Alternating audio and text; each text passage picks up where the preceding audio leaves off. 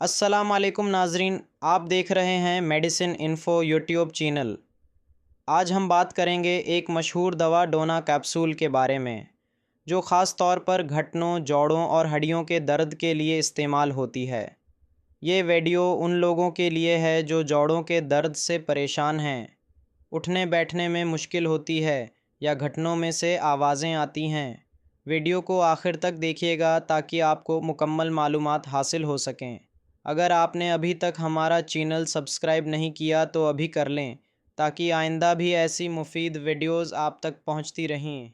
डोना capsule क्या है? डोना एक ब्रांडेड दवा है जिसमें शामिल होता है ग्लूकोसामिने सल्फेट। ये कुदरती तौर पर हमारे जिस्म में मौजूद एक ऐसा मादा है जो कार्टिलेज यानी जोड़ों के दरमियान मौजूद हिफाजती झिल्ली को बनाने और महफूज रखने में मदद देता है। कार्टिलेज वो सॉफ्ट टिश्यू है जो दो हड्डियों के दरमियान कशनिंग फराहम करता है। जब कार्टिलेज घिस जाता है तो हड्डियां आपस में रगड़ खाती हैं, जिससे ऑस्टियोआर्थराइटिस यानी गठिया की शिकायत शुरू हो जाती है।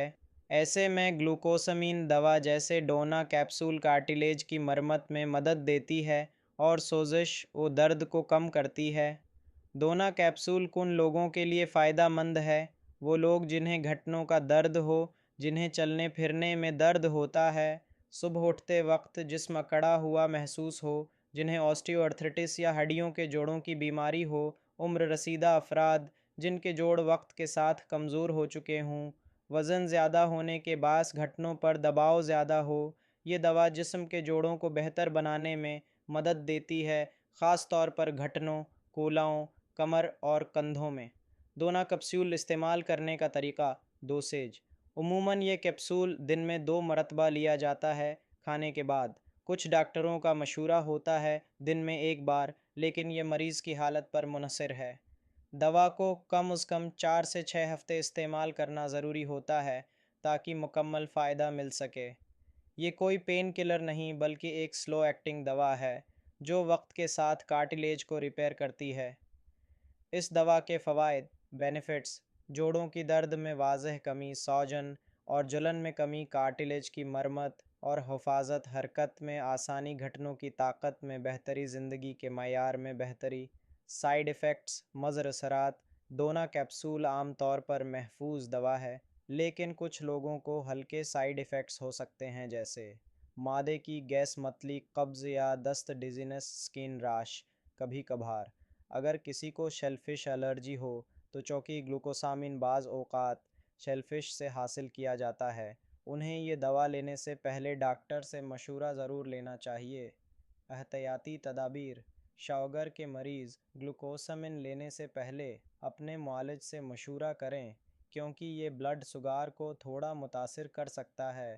हामिला और दूध पिलाने वाली ख़वातीन भी दवा लेने से पहले डॉक्टर की इजाज़त लें।